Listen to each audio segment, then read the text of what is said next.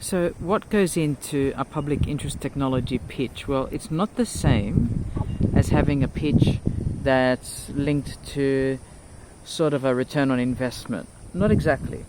It's not like talking payback periods, although of course that's important because the project's still got to be viable. I mean, when you're talking about projects like this right in front of me, I mean, what price, right, and what financials could actually be equatable to this? And yet every day these assessments are being made by government, they're being made by big business and commercial entities, whether it's in the mining arena or whether it's rich in mineral resources or development, something like that. I mean, you can imagine this beautiful, beautiful, beautiful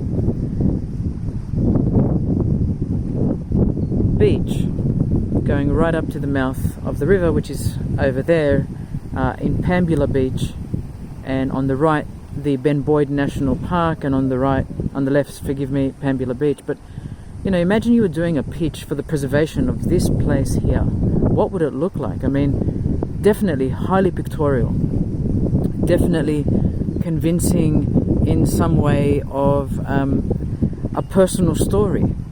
In this case, it may well be how this place is special to the Aboriginal people of Australia. But how do you do the convincing? I mean, here, as I was showing you previously from far away, there are these sandbanks, and what we've put is sandbags, and you can see this one has been burst open, and this one here is very much has moved from its location. But whoever decided to actually put the sandbags here, there was a reason, and it was convincing, okay, because they're all over the place going right down this shoreline, and that must have been to preserve the embankment here, because obviously there is some erosion.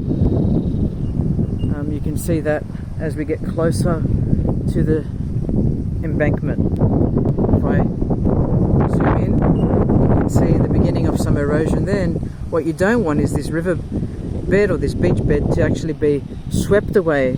You can see some oyster shells here, but you really don't want this area to be impacted so that for whatever reason this erosion becomes too great, and then there's an issue. So in your pitch, highly visual, okay, as much as possible convincing. It's not just an informative discussion in a pitch, it's also one that is persuasive, and so your language must be both evidence-based and persuasive, because in public interest tech someone actually does have to foot the bill to the actual solution, but then you're looking for those people who have the capacity, if money is involved, and if money is not involved, you know, telling and encouraging a corporation to say this is actually part of your purview, this is part of the reason you exist, and how can we make this change? And sometimes the change is not a technological service or a telecommunications service or an information technology service. It may well be